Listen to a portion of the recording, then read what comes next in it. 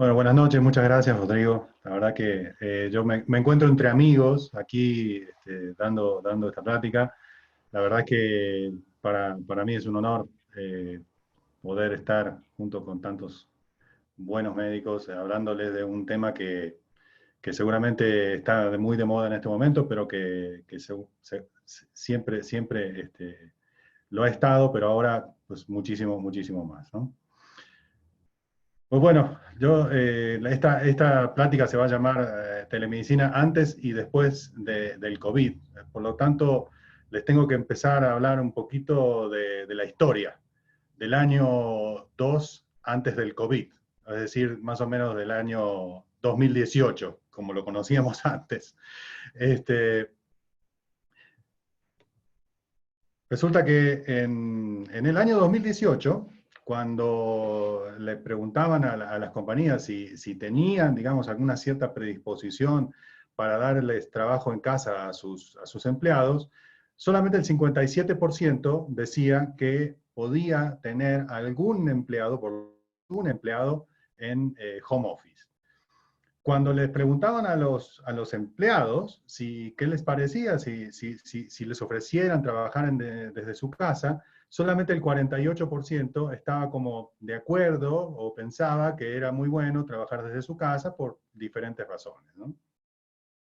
Cuando se analizó esto en las empresas que podían, digamos, tener la posibilidad de trabajar de forma remota, es decir, le fueron a preguntar a los dueños de las empresas y le dijeron, oigan, ¿ustedes podrían hacer algún trabajo en forma remota? Me refiero a países latinoamericanos. Fíjense que en Colombia, por ejemplo, decían que el 45% de las empresas nada más decían que podían tener algún trabajo en forma remota, que el resto decía que no podía trabajar de forma remota, que tenían que ir a trabajar a la oficina. Luego lo siguen muy de cerca Argentina, México y Perú. Solamente el 21% de las empresas decían que podían trabajar de forma remota. Entonces, por eso les digo que esto prácticamente es la historia. Y cuando les decían, bueno, ¿y usted con qué quiere trabajar cuando de forma remota? Bueno, el 88% decía que con sus teléfonos se arreglaba. Cosa que yo no sé cómo hacían, porque para mí es imposible trabajar con un teléfono nada más desde la casa. Yo trabajo con una laptop normalmente, que creo que es lo que la gran mayoría ahora hace, pero bueno, en ese momento, en el 2018, 2019, opinaban que con un smartphone se podían arreglar, ¿no? Pero bueno, cuando llegó 2019 y seguían con este mismo tema, le preguntaban, oye, y cuando te dicen de trabajar en forma remota, ¿tú qué piensas, no? Y la mayoría de la gente decía que México no estaba preparado para trabajar desde la casa, ¿no?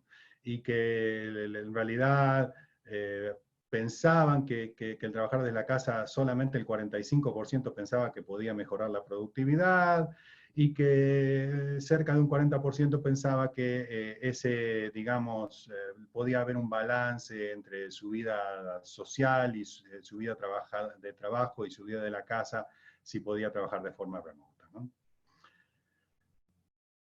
Cuando le decían, ya más hacia acá dentro de la historia, cuando ya dentro de la pandemia empezaron a hacer el análisis y le preguntaron a la gente, bueno, ¿qué dificultades ves de trabajar en forma remota? Seguramente un poco lo que nos ha pasado a todos, ¿no?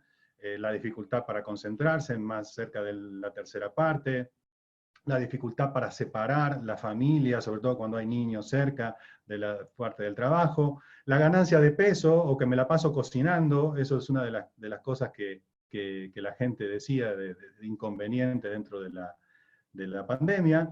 Y una cosa que nos ha pasado a todos y que yo lo he preguntado y mucha gente ni sabe por qué, pero como que uno no puede parar de trabajar y entonces a las 8:30 de la noche te siguen llegando WhatsApp, te siguen llegando, seguís contestando correos electrónicos, tenés videoconferencias o juntas y uno no dice, bueno, hasta aquí llegué, ¿no? Como cuando me voy del trabajo y ya me desconecto y llego a trabajar a mi casa, ¿no?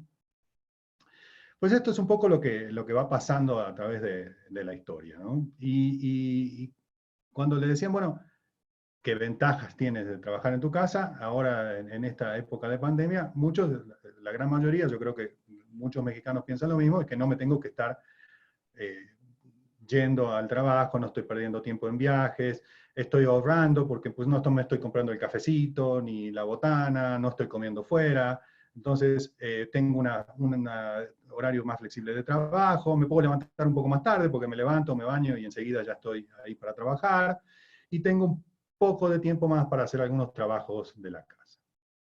Pero bueno, ¿cuál es el trabajo remoto o el home office que hace un médico?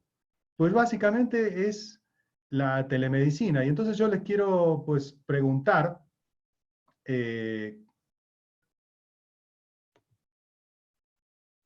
y que me contesten estas preguntas rápidamente, ¿no? Si alguna vez has atendido a algún paciente por telemedicina, y si quieres atender a algún paciente por telemedicina, entonces, ¿cuáles son las mayores ventajas que esperas de la telemedicina en la actualidad?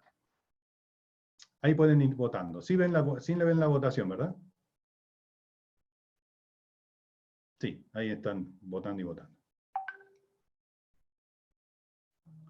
Mira, del 75-80% sí ya ha atendido a algún paciente por telemedicina, lo cual me parece bárbaro porque así podemos un poco incluso dialogar ya después de que termine de hablar de cuáles han sido sus experiencias. ¿Cuáles son las ventajas que esperan? Bueno, poder atender a pacientes que viven más lejos, el 30%, poder dar seguimiento a los pacientes crónicos un poco más, el 34%, poder atender más pacientes, hay gente pero básicamente solamente un 9%, y poder estar más comunicado con mis pacientes un 33%, ¿no? Estos son los resultados, como pueden ver. Muy bien, pero entonces, ¿qué es la telemedicina? Bueno, la telemedicina o la telesalud. Esta es una definición de la Organización Mundial de la Salud que es muy rimbombante, que dice que es la prestación de servicios de atención médica donde la distancia es un factor crítico por parte de todos los profesionales de la salud que utilizan tecnologías de información y comunicación para el intercambio de información válida para el diagnóstico, el tratamiento, la prevención de enfermedades, investigación. Es decir, esto es la telesalud. Realmente la telesalud es un ente mucho más grande que abarca la teleasistencia, que es lo que nosotros llamamos telemedicina. La telesalud, por ejemplo, abarca la robótica, abarca la tecnología de la información en la medicina, abarca un montón de otros ítems relacionados con la medicina a distancia. La telemedicina en sí es parte de la teleasistencia, y la teleasistencia también comprende la teleeducación, es decir, aquellas personas que ya sea graduados o pregraduados, asisten a cursos, por ejemplo, como e-learnings, se educan, dan exámenes por vía remota, todo eso es la parte de teleeducación. Y la telemedicina en sí abarca dos partes, la teleconsulta, que es lo que prácticamente todos le llaman telemedicina, y el telemonitoreo, que básicamente es lo mismo. Nada más que le llaman telemonitoreo cuando se atiende pacientes, por ejemplo, seguramente crónicos, y que solamente están, digamos, viendo cómo han evolucionado. Generalmente son pacientes estables, que solamente se tienen que conectar para ver cómo van y nada más. Y eso le llaman telemonitoreo.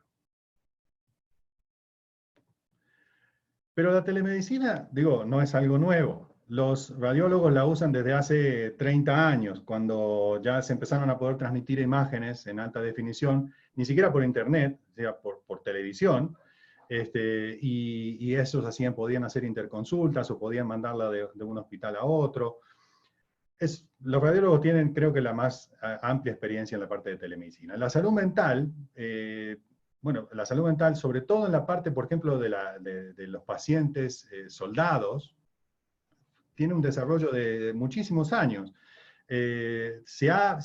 Incluso los niños tienen muy buena aceptación por telemedicina, tiene una excelente correlación diagnóstica y se es muy, muy útil para el tratamiento, sobre todo de mujeres abusadas o niños que no quieren tener contacto directo con los terapeutas. Se puede hacer por vía remota y con muy buena aceptación. Los dermatólogos y los patólogos, por ejemplo, son gente que son muy visuales y que cuando se desarrollaron los videos e imágenes HD, ellos enseguida incorporaron a el diagnóstico a distancia, ¿no? La cardiología, los primeros dispositivos que se desarrollaron para medicina a distancia fueron los estetoscopios electrónicos, pasar imágenes de ultrasonido. Entonces los cardiólogos siempre, el audio de en alta definición, entonces los cardiólogos fueron uno de los que adoptaron muy rápidamente a la telemedicina.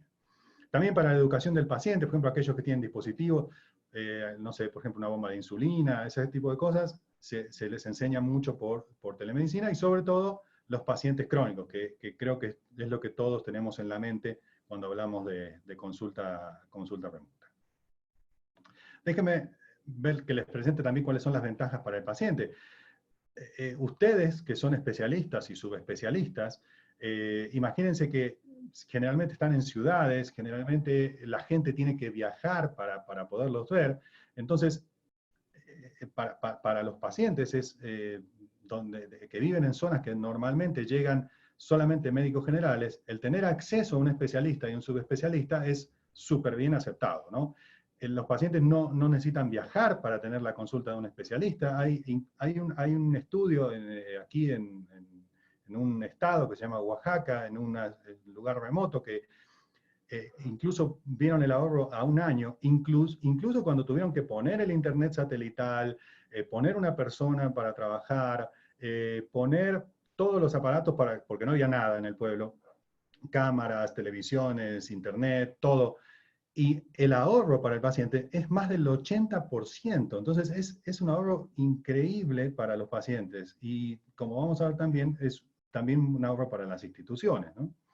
Y también reduce las desigualdades por accesibilidad. Es decir, generalmente la gente de ciudad con un poco más de poder adquisitivo, que vive en zonas un poco más acomodadas, puede ir a ver especialistas o especialistas, y la gente del campo, en el medio de la sierra de Córdoba, es muy difícil que pueda, o tiene que viajar mucho tiempo para poder estar viendo a un especialista, ¿no?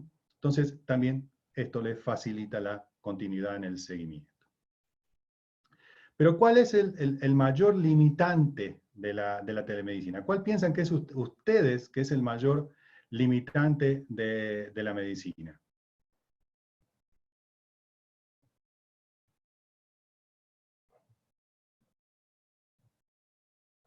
Opínenme, ¿cuáles piensan que no pueden realizar una exploración física, que la relación con el paciente no es buena, que los pacientes no la aceptan realmente? Pues prácticamente todos están diciendo que no pueden realizar exploración física. Y eso es una limitante brutal, que hace que la adaptación de la telemedicina hasta hace unos meses era muy poca, la verdad. Ahora porque realmente la tenemos que hacer a fuerza, y entonces ahora estamos mirando hacia lo que es la telemedicina. Pero el 99% de ustedes opina que el problema más grande que tiene es que no puede realizar una exploración física de signos vitales, ¿no? Como pueden ver.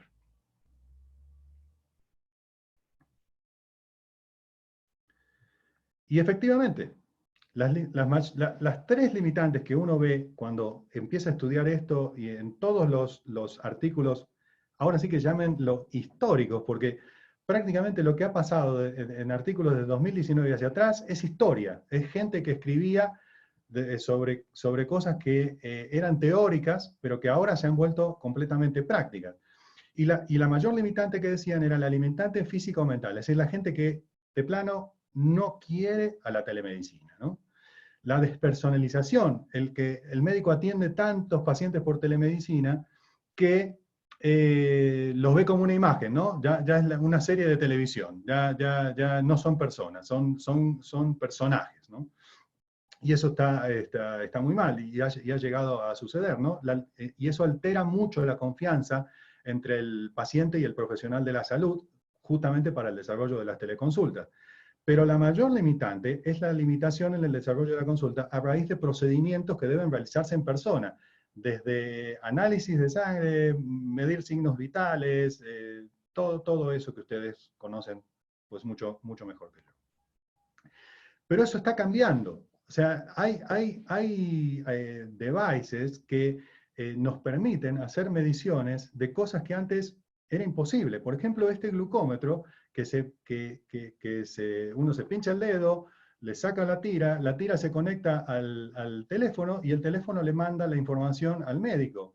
O este que ahora está mucho más de moda, que es el Freestyle, que lo sacó laboratorios Abbott, en el cual con solo pasar el celular por el sensor, le manda incluso a los papás, y los papás se lo pueden mandar al médico, la información prácticamente en tiempo real de la glucemia eh, intersticial que tienen estos pacientes. Y ahora les voy a mostrar una serie de dispositivos que por ahí algunos lo conocen, algunos no, lo vimos en una pequeña charla que tuve en Bucaramanga. Por ejemplo, este es un termómetro y estetoscopio para pacientes pediátricos, en el cual el estetoscopio y el termómetro se conectan al celular, se le acerca a los niños y manda la señal al celular, y esa señal del celular se puede después mandar al médico. Los sonidos que se escuchan, las revisiones, digamos, que he leído, son muy buenos, y prácticamente una mamá con un poquito de entrenamiento por parte del médico puede hacer que funcione esto muy bien y se pueda escuchar de manera, por lo menos, práctica para el médico, ¿no? Este es un termómetro que, fíjense, vale $15. Se conecta al celular, se le pone al niño, es un termómetro oral, y eso lee una temperatura, y esa temperatura se le puede mandar al doctor. O sea, es una cosa que prácticamente de todos los días. Esto, si bien es un poco para adultos, es un tensiómetro, se le puede poner, el tensiómetro manda al celular, puede tener 24 horas de tener registro, entonces cuesta prácticamente $159. ¿Se acuerdan de estos Holter? Los Holter costaban dineral, eran unos aparatos enormes que uno tenía que llevar en el cinturón. Bueno, ahora los Holter se ponen, se conectan por vía remota, por vía Bluetooth al celular, y van registrando minuto a minuto lo que le va pasando con el corazón. Tienen un valor 10 veces menor, unos $300, y se pueden usar las 24 horas del día muy, muy cómodamente, ¿no? Hay otoscopios y oftalmoscopios que pueden utilizar los profesionales de la salud, pero también los papás, como vamos a ver ahora. Y esto que es una maravilla, que ya lo habíamos visto en alguna ocasión, que se llama Tito Medical Exam Kit. Como ustedes ven, esto es un aparato que esto que les voy a mostrar, a ver cómo es que se ve. Bueno, no me acuerdo cómo es. Pero esto que ven acá abajo, a la izquierda, es un aparatito que realmente es una cámara.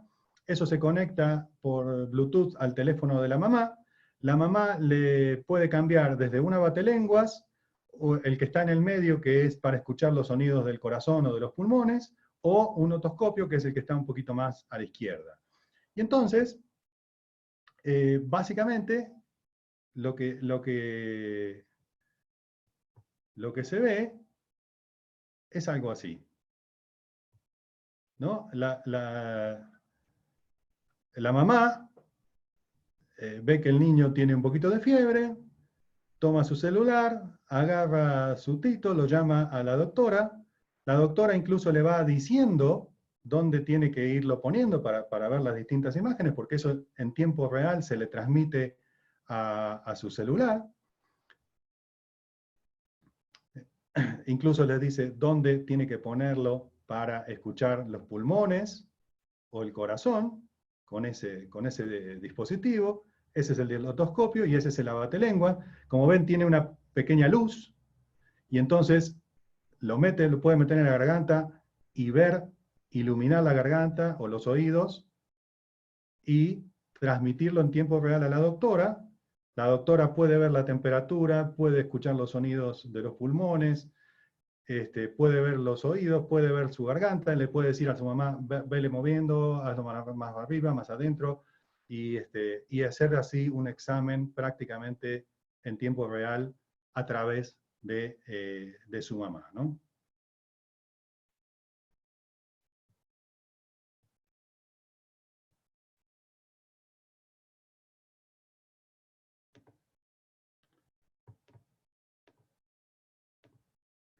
Bueno, esto es la historia. Ahora vamos a ver qué es lo que pasa en este momento, en el año cero, el año 2020, el año cero, el año del COVID. La telemedicina pasó de ser un, ¡ay, qué lindo la telemedicina!, a un must have, que dicen los gringos, ¿no? Algo que tiene que empezar a tenerse. Y entonces, ¿cómo implementamos la telemedicina? Y esto tiene tres niveles, básicamente. Los países que tienen que cambiar sus leyes, más bien flexibilizar muchas de sus leyes, y sacar normas y reglamentos para poder trabajar con la telemedicina. Después está a nivel institucional, donde tienen que, como instituciones como LASPAGAN, por ejemplo, que podrían sacar sus guías de buen uso de la telemedicina, o instituciones como hospitales, o instituciones como universidades, que deben disponer de presupuesto. Esto nos ha cambiado, por ejemplo, hay instituciones, me estaba diciendo Luis Peña de España, de Canarias, que su institución ha tenido que cambiar el presupuesto hacia comprar, por ejemplo, cámaras para todas sus computadoras, que ninguna tenía cámara en el desktop, aunque tenían ya un sistema, tuvieron que prácticamente comprar todas las cámaras nuevas para poder hacer consultas en telemedicina. Les cambiaron los teléfonos celulares, el plan para que pudieran acceder a plataformas de videoconferencia. Entonces, hay que disponer de presupuesto de esto, y para eso también hay que hablar con las aseguradoras. Y después está el nivel individual, el nivel de cada uno de ustedes, el que si quieren o no quieren hacer telemedicina, ¿no? Y entonces habrá muchos que empiezan con plataformas rudimentarias, vamos a ver el Zoom es gratis, a ver qué podemos hacer, miren, pues nos permite meternos durante 40 minutos, me alcanza para hacer una consulta. Y otros están empezando a ver plataformas un poquito más sofisticadas, donde se pueden guardar historias clínicas, donde hay muchas otras posibilidades que ahora les voy a ir mostrando. Y también tendrán que hablar con las prepagas y con los seguros de gastos médicos para poder cobrar esto, porque una cosa es ver los pacientes y hacer el seguimiento en las instituciones, en los hospitales, y otra cosa es en la consulta privada, donde cada uno de ustedes vive de esto, ¿no? Y entonces empezaron a sacar, si se fijan, el diario oficial de la Unión de Brasil, la ley esta del 15 de abril del 2020, que gracias Vera por facilitármela, tiene 6 o 7 artículos nada más, ¿no? En las cuales dice, en realidad lo que está haciendo es ampliando o flexibilizando una ley previa que ellos tenían, y el presidente anuló 2 artículos, uno que hacía que la telemedicina pudiera ser, digamos, prorrogable en el tiempo y de que siguiera siendo admitida, y otra que les permitía el poder generar una receta con una firma electrónica, y el presidente dijo que eso no, y entonces implementaron otro sistema. En el Perú, básicamente también prácticamente hicieron una ley nueva donde involucraron no solamente a los médicos, es una ley enorme, involucraron no solamente a los médicos, sino también a la parte del gobierno, al Ministerio de Salud, a la parte informática. Bueno, es una ley enorme, pero que básicamente lo que dice es que los médicos pueden empezar a hacer telemedicina y pueden recetar, que es lo importante, a través de este medio, ¿no? En Chile fueron muy innovadores, prácticamente desde diciembre ya tenían esta ley, no sé si fue por casualidad, pero bueno, la cuestión es que venían haciendo una ley y la sacaron, es una ley de telesalud y telemedicina. En Argentina esta es una ley vieja, hay una parte nueva que estuvimos hablando con Marina, para que también están flexibilizando leyes para poder admitir la telemedicina.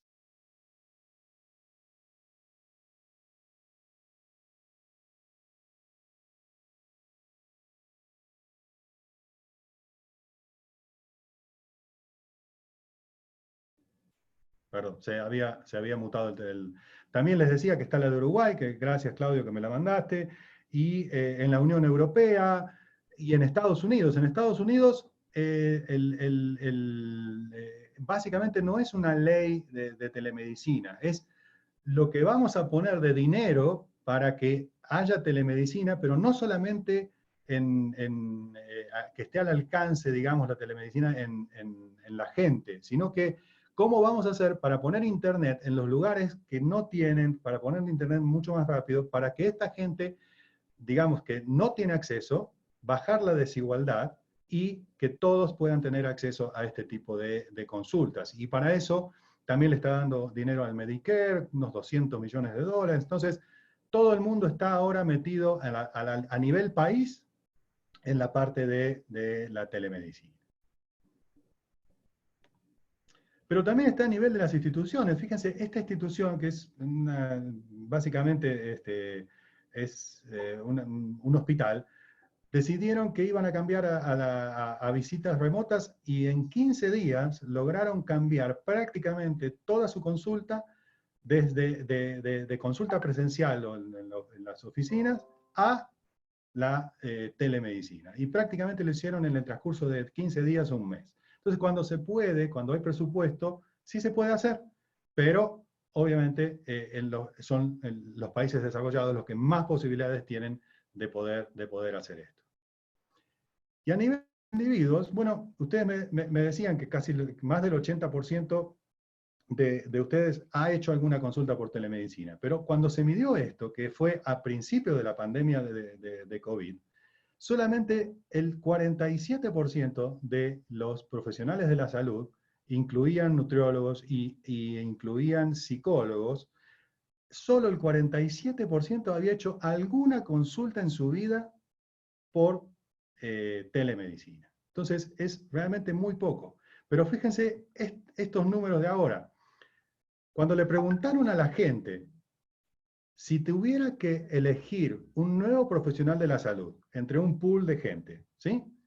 Y considerando que todos saben lo mismo, en todos son iguales, solo la diferencia es que algunos atienden o los podrían atender por vía remota y otros no. ¿Cuáles elegirían? Bueno, el 63%, o si quieren tomarlo así, el 84% dice que elegiría algún médico que lo pudiera atender en un momento en una consulta remota. Es decir, que la gente ya está pidiendo que el médico se meta en la telemedicina, que el médico los atienda, que si están disponibles, estén disponibles por este medio, ¿sí? Ya hace 2 años hablábamos de que estuvieran disponibles por WhatsApp o que estuvieran disponibles en un celular. Ya la gente ya quiere ver al médico por una consulta cara a cara en una videoconferencia de una teleconsulta. Es decir, ya el 84% de la gente prefiere a los médicos que los atienden por vía remota. Aparte de que, o sea, no que solo los atiende por vía remota, sino que, que tiene la posibilidad de atenderlo por vía remota. Y entonces los individuos empiezan a buscar plataformas. Y déjenme presentarles 3 plataformas con 3 modelos de negocios distintos. Esta, por ejemplo, Doxy.me, es muy buena. Es gratis para el médico en un modo básico. Si ustedes les cobran por ejemplo, hacer transferencias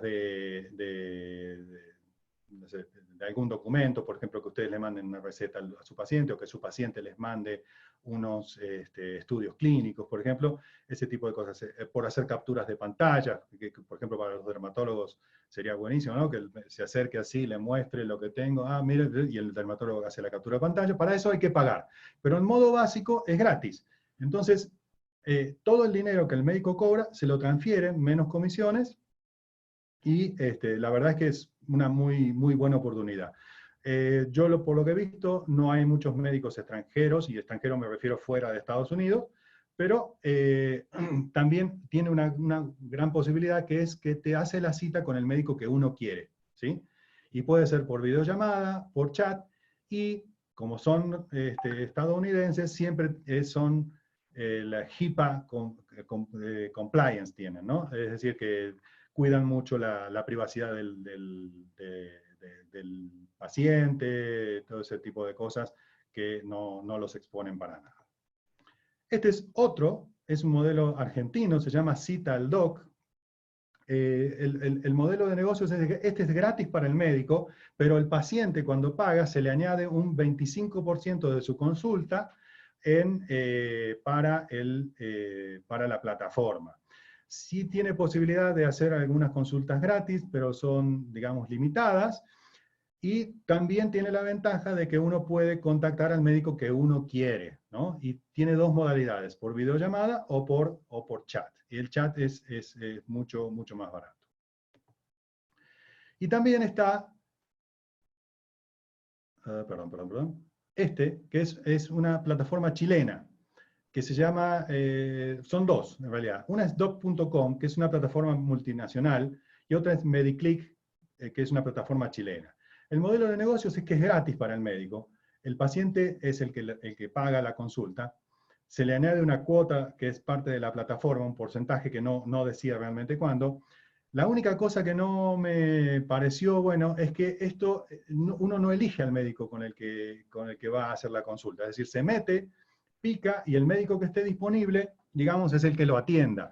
El que lo atiende. Generalmente son médicos generales, médicos de primer contacto, y básicamente yo creo que es para cosas muy básicas como resfriado, una gastroenteritis, cosas así. Ya que prácticamente es casi es una llamada de una alerta en que le aprieto un botón y me sale un doctor, que es un doctor que no elijo, entonces es un poquito más difícil.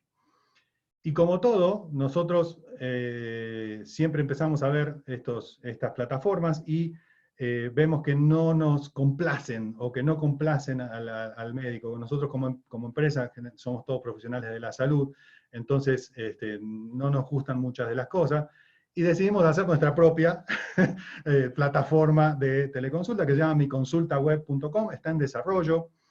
Nuestro modelo de negocios es que si el médico pague, va a pagar muy barato por un espacio, digamos, pero como nosotros tenemos muchos contactos con laboratorios farmacéuticos, la idea es que estos laboratorios bequen a algunos médicos y que puedan, digamos, pagarles este espacio, este consultorio virtual dentro de miconsultaweb.com.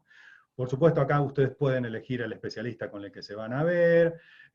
Nosotros, el modelo de negocios es transferirle exactamente lo que paga el paciente, va a tener videollamada, va a tener historia clínica al acceso, va a poder hacerse transferencia de documentos, captura de pantallas, un montón de cosas.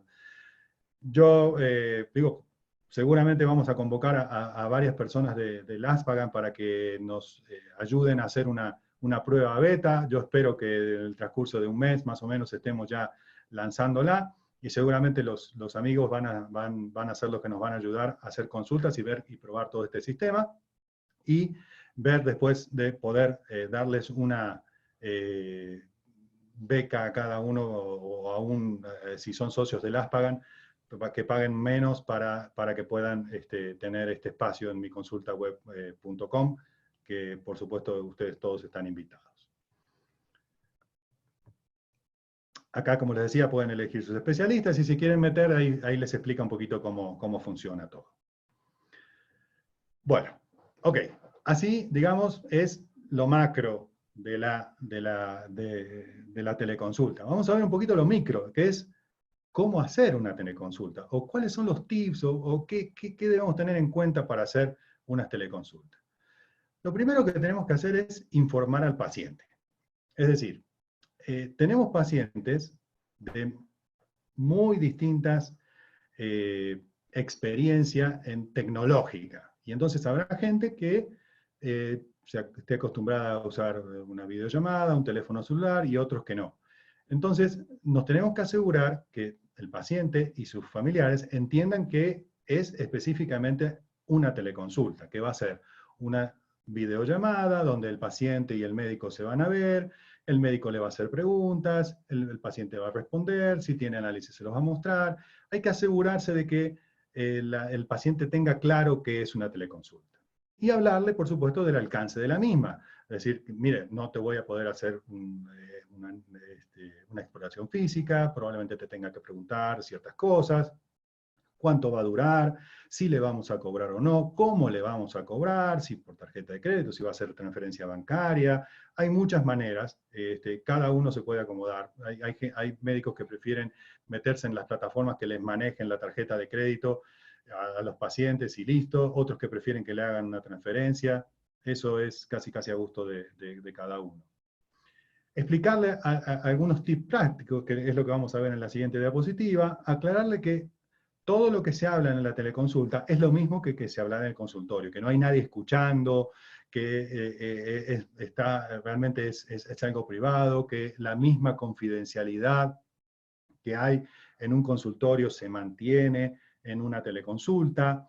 Comentarle, si es el caso, que usted puede invitar a un médico que puede estar ahí escuchando, pero que él siempre va a estar enterado, que en todo caso tendría que firmar un consentimiento para que otro médico, no sé, un especialista, un subespecialista lo pueda escuchar, en el caso de que es el que está haciendo la consulta médico general, o un subespecialista que ustedes quieran. O sea, hay que decirle bien al paciente cómo se va a desarrollar la teleconsulta, porque de esa manera el paciente ya tiene la confianza, ya sabe lo que va a pasar, no le vamos a agarrar de sorpresa, y va a, digamos, adoptar o adaptarse a la teleconsulta de manera mucho más fácil, ¿no? Ahora, ¿qué tips le tenemos que dar al paciente antes de empezar una teleconsulta? Bueno, lo primero, que el dispositivo que vaya a usar, ya sea una laptop, un teléfono celular o lo que sea, tiene que tener una conexión a internet, obviamente. Tiene que tener suficiente batería o estar conectado para que no haya ningún problema. Muchos médicos lo que hacen es delegar a la secretaria y, por ejemplo, decirle que hagan una prueba previa, ¿no? Que descargue la aplicación, si es necesario, antes de la consulta, para no estar en ese momento, uy, no, ya tengo la hora de consulta y estoy descargando. Que en su casa esté en una habitación donde esté bien iluminada, donde haya silencio, que él tenga a la mano toda la lista de sus padecimientos, si es que son consultas nuevas, si no, bueno, el médico tendrá su historia clínica, qué medicamentos está tomando, si tiene resultados de laboratorio, que los tenga impresos, aunque sea digital, sería ideal para podérselo mandar al doctor. Incluso, por ejemplo, hay médicos, caso de nuestra querida Marina, por ejemplo, que les dice que le manden por email los resultados de laboratorio antes para que ella los pueda analizar, y ya cuando ingresa a la consulta ya los tiene claros, los tiene leídos, y es mucho más fácil y mucho más straightforward la consulta, ¿no? Pero bueno, si no, de última los tenga impresos, se los pone delante de la cámara, le dice, mire doctor, estos son mis análisis, y ya. Que tenga un papel y pluma o lapicera, digamos, para que pueda anotar las recomendaciones que el médico le da, ¿no? Porque ya que el médico no le va a poder hacer una receta, entonces por lo menos que él pueda estar anotando y no entrar en confusiones, olvidos o cosas después, como las dosis o cosas así. Y siempre asegurarse de tener, por cualquier duda, siempre el teléfono del médico, porque como ya hemos visto en otras ocasiones, por ejemplo, después mandarle por un WhatsApp, doctor, ¿cómo fue que me dijo? Me lo tengo que tomar 2 veces al día, 3 veces al día, con alimentos, sin alimentos, todo eso, ¿no? Pero bueno, esto de parte del paciente. Y de parte del profesional, yo creo que una de las cosas muy importantes es la norma de etiqueta durante las videoconferencias. En estos últimos tiempos, tanta videoconferencia ha hecho que se hagan unas normas de etiqueta. Y la norma de etiqueta es, muchas veces lo que pasa es que la gente mira a los otros que están en la conferencia y no mira directamente a la cámara. Lo que debe hacer es mirar directamente a la cámara, que es como mirar a los ojos a su paciente. La otra es que muchas personas están constantemente mirando, por ejemplo, como mirar las diapositivas o mirar lo que tienen abajo, y eso realmente incomoda, no es bueno. Siempre hay que estar mirando a la cámara. Tener un fondo que sea lo más neutro posible, ¿no? Que no distraiga, tener un lugar donde no haya ruido, tener aislado a los niños, a los perros, ese tipo de cosas, siempre hace una buena norma de la de la videoconferencia. Pero, eso en general, pero como médicos, yo les recomiendo que sí porten su bata, que sí tengan, digamos, la vestimenta habitual del médico. No les digo que se cuelguen el estetoscopio, porque eso no tiene mucho sentido, pero estar con la vestimenta habitual del médico, porque el hábito hace al monje y porque se forma un vínculo entre el paciente y el médico cuando él tiene la bata puesta, ¿no? Una cosa que tiene que hacer es no ser interrumpido durante la consulta, es que no entre una secretaria, si es que está en su oficina, que no entre nadie. Si el sistema es, como les decía, de médicos al azar, lo primero que tienen que hacer es presentarse, dar su nombre completo, decir dónde estudiaron, mostrar su número de cédula profesional, presentarse de manera adecuada, ¿no? Si el sistema lo permite, puede llevar un registro electrónico del paciente o, de última, anotar en la historia clínica y después hacerlo en una historia clínica normal, ¿no? Solamente en casos excepcionales la consulta se podrá grabar. En ese caso siempre tiene que tener el consentimiento del paciente. Incluso de ser solicitado, el médico debería poderle dar al paciente una copia de esa consulta por si él quiere consultar a otro médico. Pero, por ejemplo, si ustedes en ese momento no pueden hacer que un colega ingrese, el caso es raro, y le dicen, mira, quisiera grabar nuestra plática, nuestra consulta, siempre pedirle el consentimiento al paciente. Hay incluso plataformas como por ejemplo va a ser Mi Consulta Web o como Doxy.me, que tienen un consentimiento prehecho en el cual el médico se lo pone en la pantalla, el paciente lo firma electrónicamente poniendo una palomita y ya con eso queda, digamos, el consentimiento para eso. Y una cosa importante que siempre les digo es esforzarse más de dar de lo habitual, más de lo que podrían hacer en la consulta, en darle contención emocional a este paciente que se encuentra lejos. Es tratar de hacer que el paciente se sienta de una manera igual que en una consulta, de una manera un poco más íntima. Nosotros tenemos la posibilidad de ingresar ahora sí que a la casa del paciente y no que el paciente venga a visitarnos a nosotros. Y creo que eso es una muy buena práctica para dar contención emocional a estos pacientes. Algunos tips importantes, prácticos, ¿no? Como vimos lo de los pacientes. Antes de empezar una consulta, una interconsulta, piensen 2 minutos y digan, esta persona es fulanita, tiene un CUSI, lleva tantos años, entonces el objetivo de la consulta va a ser ver cómo ha evolucionado en los últimos 3 meses que no la he visto, y ya, ok, listo. Y empiezan la consulta. No empiecen ahora, una vez que están conectados, tú eres fulanita, a ver, déjame ver cómo la última vez que vimos, muy feo, la verdad. Entonces, tómense 2 minutos antes de empezar. Normalmente las plataformas estas tienen lo que llaman una sala de espera, donde el paciente, por ejemplo, está viendo videos o algo así, o escuchando música, y ustedes pueden tomarse 2 minutos antes de darle el ingreso a su consultorio virtual, y específicamente pensar cuál es el objetivo que tengo en la consulta con esta paciente particular, ¿no? También tienen que estar concentrados, enfocados, si están viendo otras cosas, si están atendiendo el WhatsApp, atendiendo la estadística de cuántos enfermos hubo ese día. No es bueno para el paciente. El paciente lo va a ver muy mal, ¿no? Una cosa importante es que tengan una buena conexión a internet, que tengan una buena voz, que hablen muy claro, que hablen relajados, tratar de hablar pausado, que la gente los entienda. Tienen que tener una postura relativamente quieta. Ayer, por ejemplo, estábamos en no sé si seguramente hay alguien del webinar de ayer de marketing en el consultorio, se movía constantemente y se acercaba a la cámara. Acuérdense que acercarse a la cámara hace que nos veamos horribles, ¿eh?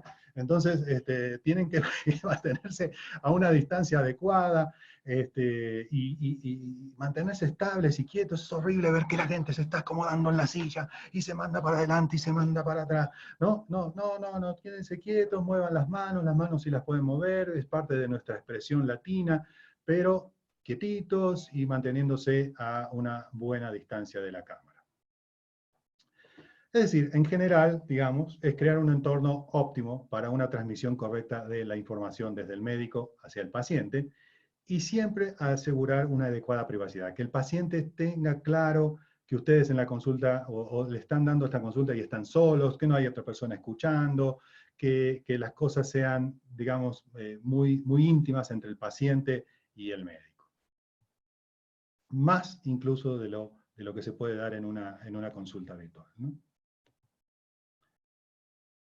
Pero bueno, ahora vamos al futuro, al año 4 después del COVID, o sea, al 2024. ¿Qué va a pasar? ¿Qué piensa la gente, yo y algunos más especulando qué va a pasar? Bueno, esto no puede no estar acompañado de un aumento de la conectividad.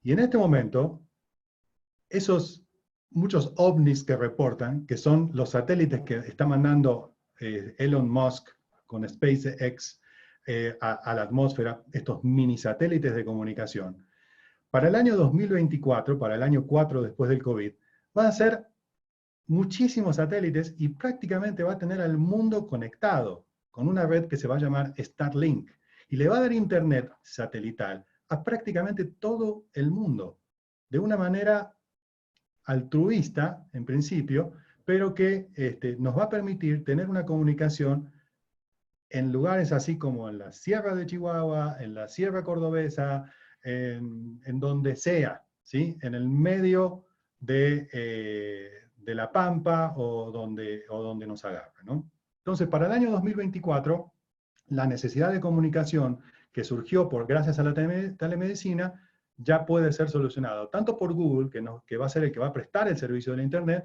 como por los mini satélites que está lanzando Elon Musk. El mercado va a crecer más de un 100%, y de hecho el mercado de la salud va a estar impulsado por el crecimiento de la telemedicina. Lo que se pronostica es que la gente va a empezar a pedir consultas a otra gente de otros países. Por ejemplo, si yo, como mexicano, sé que tengo un especialista excelente en, por ejemplo, en problemas intestinales, como el doctor Espolidoro, y está en Brasil, ¿por qué no consultarlo si lo tengo al alcance de un clic, ¿no? Y entonces lo que va a pasar es que se va a lograr, luego de estas reformas de salud, lo que se llama la unificación de la salud en IBELATAM, que es un ente, que es la red virtual de salud latinoamericana, en donde cualquier persona de cualquier país latinoamericano puede consultar a un médico, pero lo más importante es que la prescripción de ese médico va a ser válida en el país y va a ser aceptada por los servicios de gastos médicos o seguros prepagos de todos los países.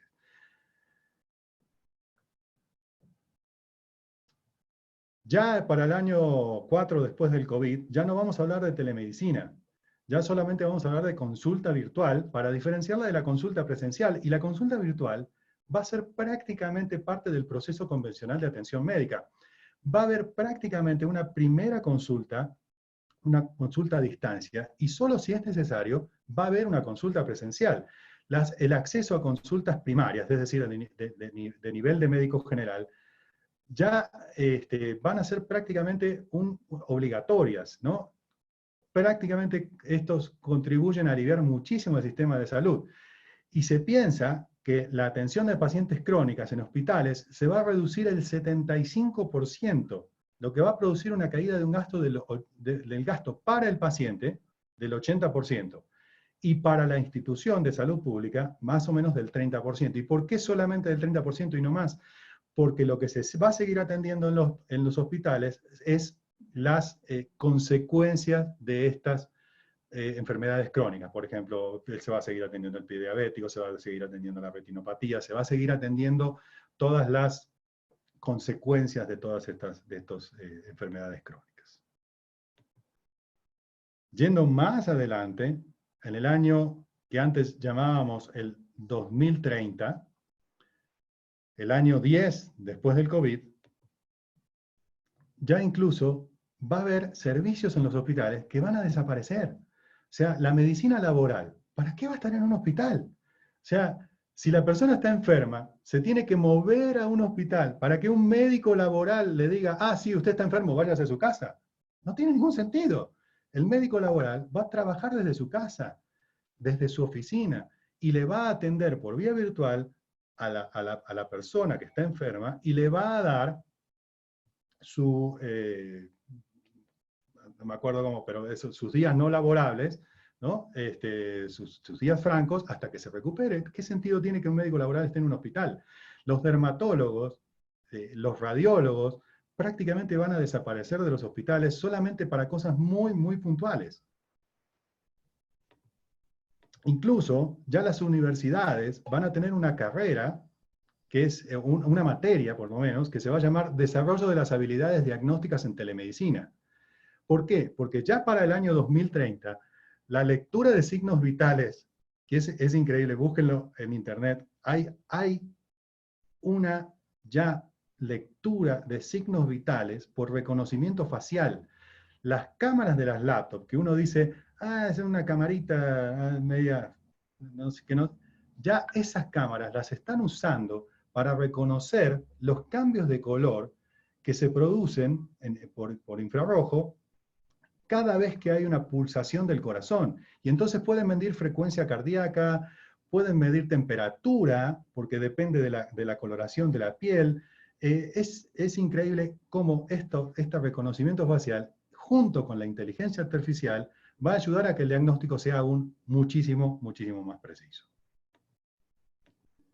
Pero bueno, yo quiero terminar con una cosa que es un tanto emocional. Y creo que nosotros, como profesionales de la salud, tenemos que tener en cuenta, y lo quiero decir como conclusión, que cada teleconsulta que nosotros tenemos la ocasión de entrar y de ser lo que antes hacía un médico de atención domiciliaria, aquel que llamábamos el médico de familia.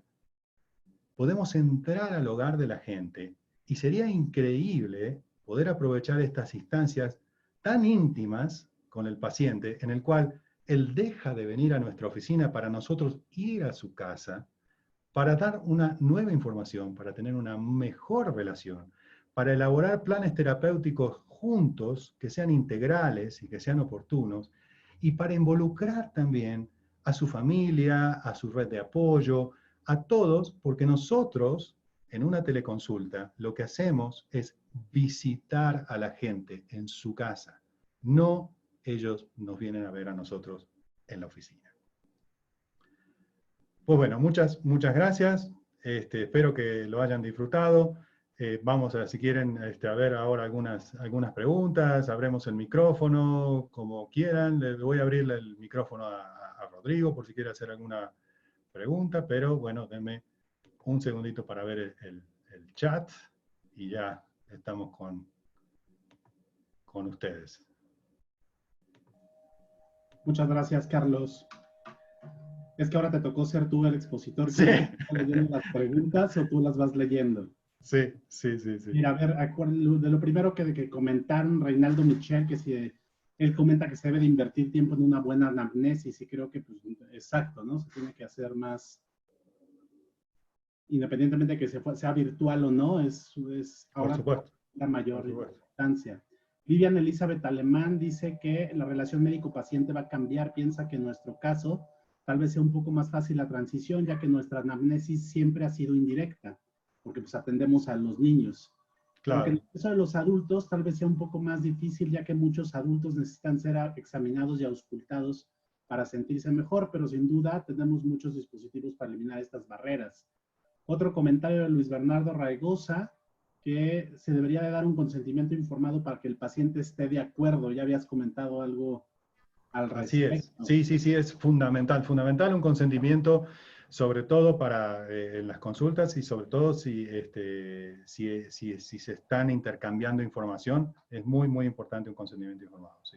Y en esa línea, Marta Wagner comentó que y si el paciente quiere filmar la entrevista, porque habías comentado de que si tú quieres filmarle, el paciente tiene que firmar el consentimiento. ¿Y qué pasa si es del otro lado, que el paciente o los familiares quieren filmar la entrevista? ¿También se debe de solicitar consentimiento al profesional, o sea, a nosotros? Y sería lo lógico, sí, sí, sí, sí, sí, sí, sí, sí, sería lo lógico que el paciente Digo, tenemos la gran ventaja de que, digamos, nos estamos viendo, ¿no? Si yo saco el celular y empiezo a grabar, el médico lo ve. Claro, si por ahí hay alguien al costado, pero sí, sí, sería lo ideal que, que la información sea muy transparente. Eso es lo más importante, ¿no? Carlos, hay muchas cuestiones de felicitación. José Espolidoro menciona que, y hay varios comentarios al respecto, que dice que aquí en Brasil hay un fuerte debate sobre el pago del seguro de salud, que muchos han establecido que el pago será el 70% del valor de una consulta cara a cara y que pues entendería o se asumiría que el pago debería de ser idéntico a una consulta presencial. Así es. De hecho hay muchas leyes y reglamentos que están saliendo. Por ejemplo, en Estados Unidos el pago es exactamente el mismo por una consulta virtual que por una consulta presencial. Sí, sí, las aseguradoras en algunos países no están admitiendo el pago y en otras, como en el caso están haciendo como excepciones, pero realmente todavía no hay un reglamento sólido para los pagos. Así que sí, eso es un debate complicado, sobre todo en los países como en Argentina, como en Brasil, donde existen lo que llaman las obras sociales, que las obras sociales prácticamente le pagan al médico cualquier consulta. En México, los seguros de gastos médicos son gastos médicos, normalmente son gastos médicos mayores, es decir, que desde una cirugía en adelante, un accidente, cosas así. Y la gente va a los hospitales públicos, donde no paga, o va a los hospitales privados, donde las consultas sí se pagan, y entonces acá sería como pagar con una tarjeta y seguir en lo mismo. Pero en esos países, como en Argentina, como en Perú, como en Brasil, donde las obras sociales son los que cubren los gastos del médico, incluso los gastos de otros, de psicólogos y todo, hay un debate fuertísimo sobre si las compañías van a pagar o no en su totalidad estas consultas. Sí, sí, sí, sí. Todavía no se ha definido esto. Es una de las preguntas más frecuentes que están haciendo en el chat, después tendrás oportunidad de leerlo todo, es precisamente de sí, sí, sí, sí. Tiene que hacer todo y cuáles serían los mecanismos. José Espolidor también te menciona que muchas gracias por enviarle el paciente, pero comenta algo importante, que él no puede, de acuerdo a su legislación, él no puede ver países que no estén, o sea, que no sean brasileños. Claro, claro, por eso digo que esto va a pasar recién en el año 2024. Esto es, lo que dijo es que va a pasar en el futuro. Va a pasar en el año 2024. Es decir, la presión de la telemedicina va a empezar a ser tan fuerte que sí van a terminar haciendo una legislación. Por lo menos yo pienso que en Europa, para toda Europa y en América Latina lo deberíamos hacer también, de que cada médico pudiera aceptar. De hecho, en este momento no se acepta una prescripción médica que no sea del mismo país. Pero bueno, es algo futurista realmente lo que decir.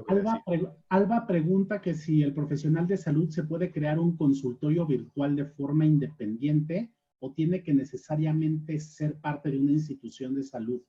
No, el profesional de la salud puede tener una cuenta hasta gratuita de Zoom y ahí tener, junto con un WhatsApp, si quiere, para hacer las citas, y un correo electrónico que se puede hacer en Gmail, ad hoc para sus citas nada más.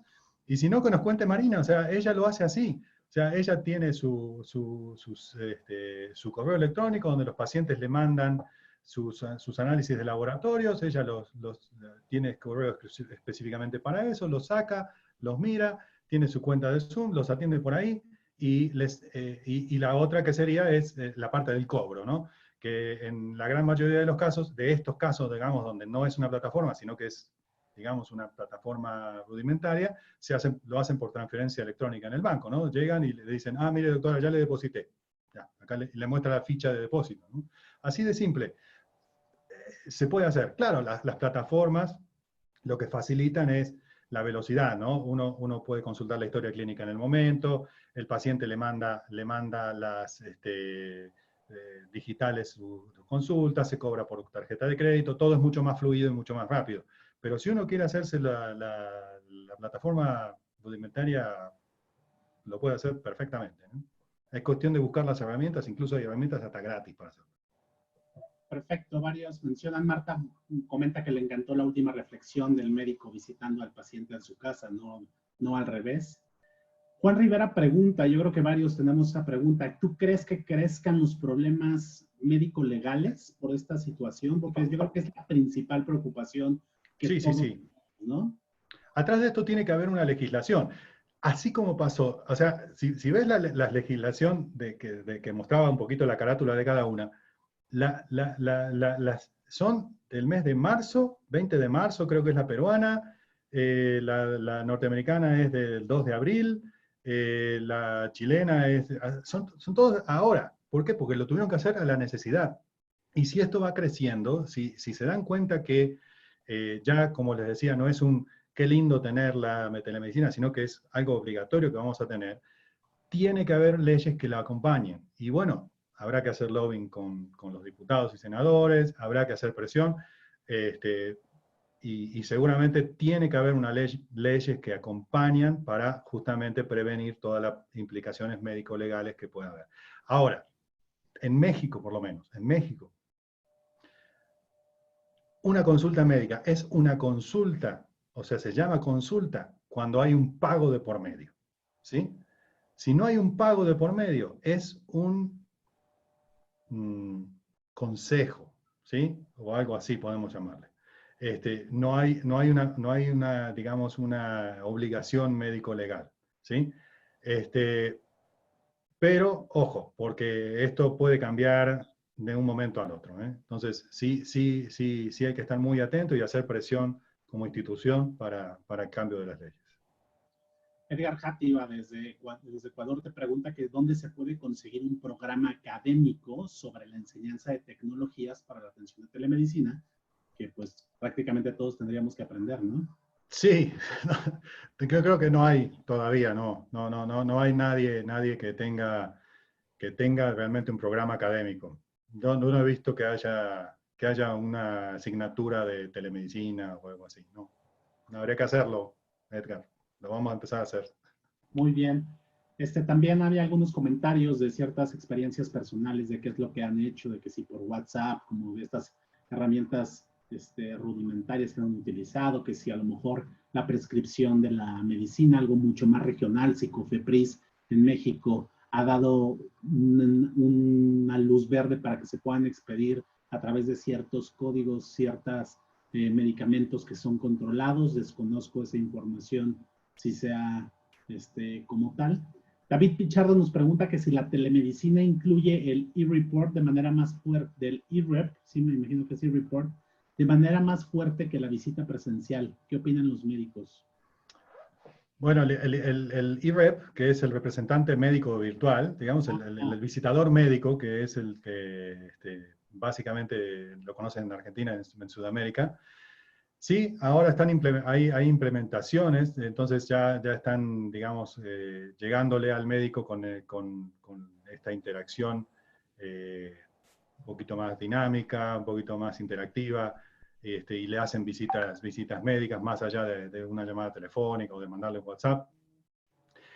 No sé qué experiencia pueden tener en Sudamérica con esto, pero sí es algo que ya se está utilizando y de hecho nosotros como empresa también lo estamos haciendo. Sí. Mira, yo desconocía que se llamaba e-rep, eso de la representación, pero ya he tenido la oportunidad de tener este acercamiento.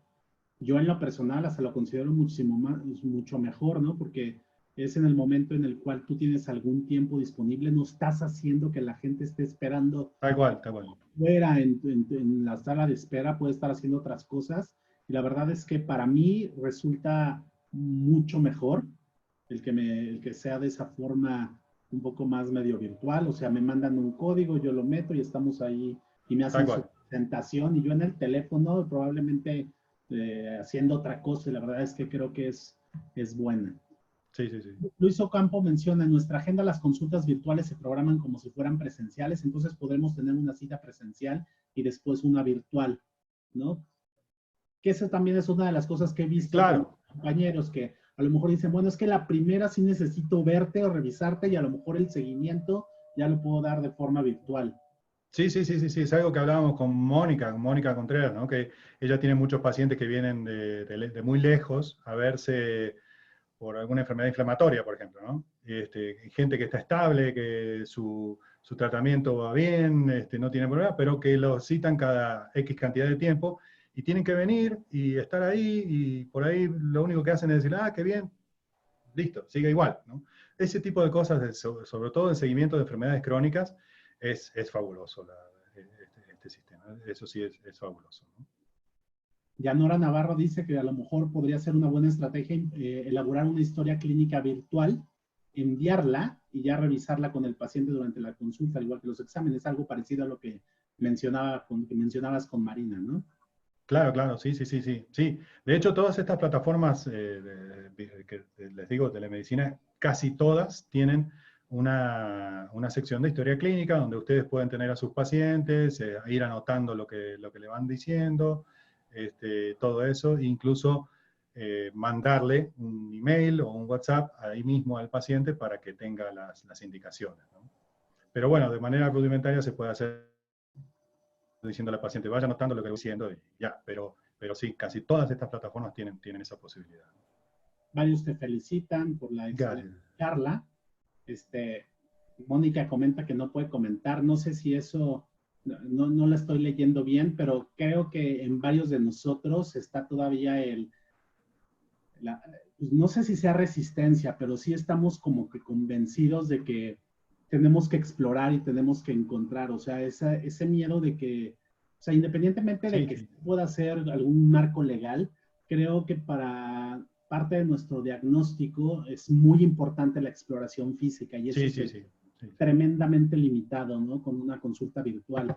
Es por eso que a lo mejor pudiera ser que de cuestiones de seguimiento, pero a lo mejor de un paciente de primera vez en el cual sí se me hace imprescindible en lo personal y probablemente muchos de los que están aquí tengan ese comentario, pero veremos cómo va evolucionando. Estoy totalmente de acuerdo, sí, sí, sí. Juan Pablo Riveros menciona, felicitaciones, Carlos. Este modo nuevo de realizar nuestra práctica médica va a regular y educar a nuestros pacientes que no anden pidiendo conceptos por WhatsApp de manera indiscriminada, y esto es más riesgoso. Tenemos que volcarnos a estas nuevas estrategias. Sí, sí, sí, sí, como les decía, sí, sí, la gente ya lo está pidiendo, ¿no? Entonces es algo hacia donde se va. Y yo creo que la única manera, o sea, esto hubiéramos seguido igual durante muchos años si no hubiera sido no quiero decir gracias a la pandemia, porque tampoco, pero si no hubiera sido por esta circunstancia, ¿no? Claro. Hacen preguntas acerca de que las cuestiones de cobros, que a lo mejor ahorita ya se han disparado y muchos médicos han tenido, te hablan desde Honduras que una opinión del abuso de cobros por parte de algunos colegas. Creo que a lo mejor algunos están...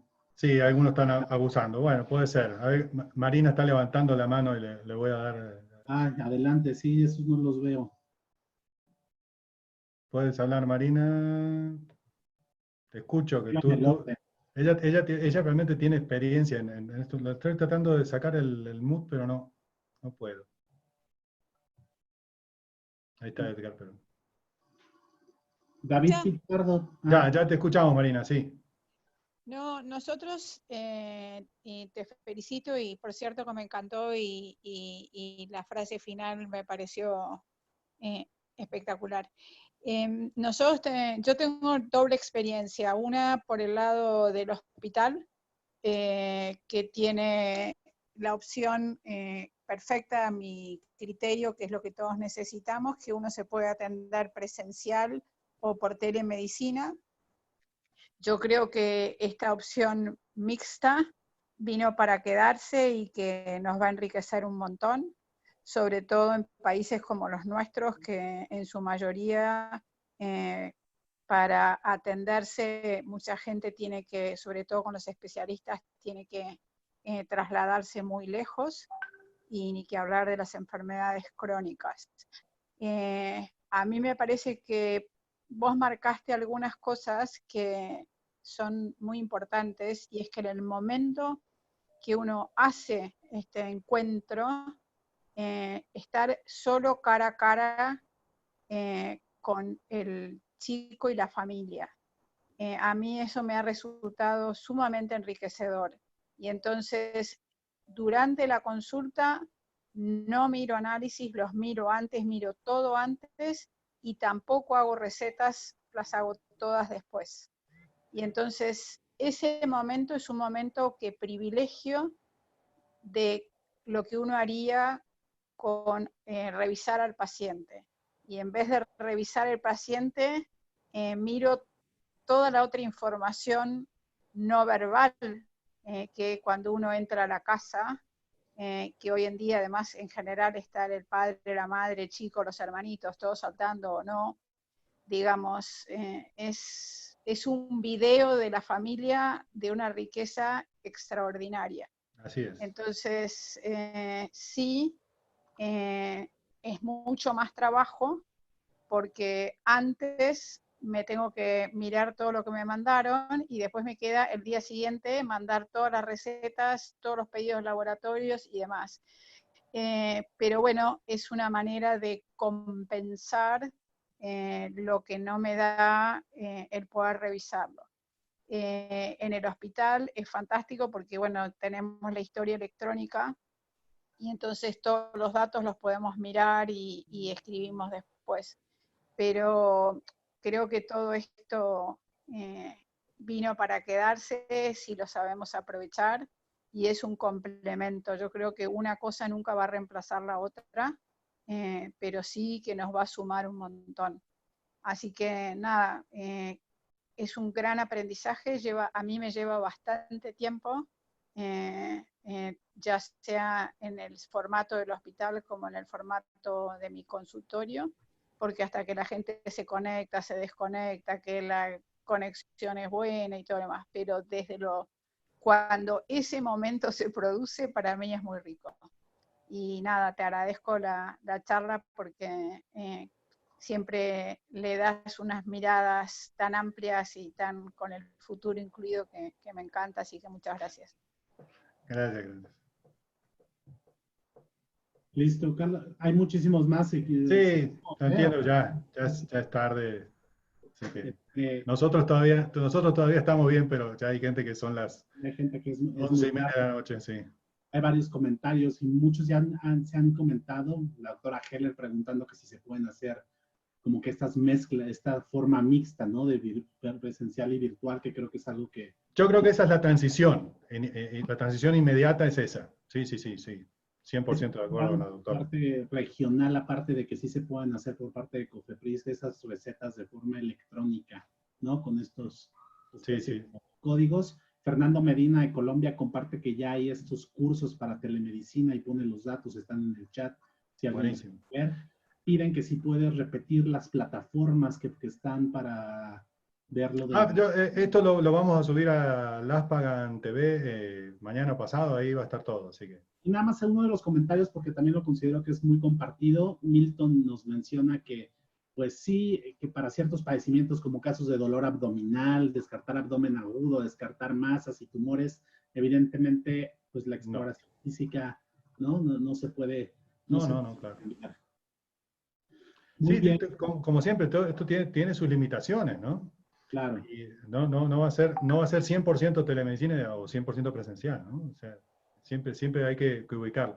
Esto es como todo. Yo me acuerdo cuando cuando estaba en la investigación y salía un método nuevo, ¿no? La PCR, ¿no?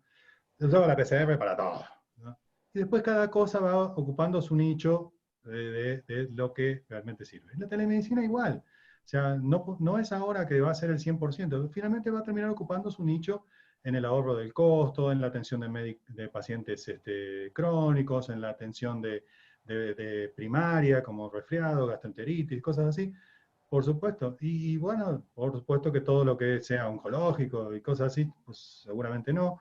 Entonces, como todo, ocupará su nicho con el tiempo, ¿no? Muy bien. Pues excelente plática. Carlos, tendrás la oportunidad de leer todos los comentarios y dar una respuesta. Gracias. Creo que ya para la mayoría tenemos que partir. Muchísimas gracias a todos los que atendieron y a todos los que permanecieron hasta este tiempo y esperamos vernos muy pronto. Cuídense mucho y a nombre de Reinaldo Pierre les deseo mucho éxito. Muchísimas gracias. Gracias a todos. Nos vemos pronto. Gracias y como les decía, nos vemos en el próximo Las Pagan TV y esta va a estar en mañana o pasado ya para poderse ver. Muchísimas gracias. Hasta luego.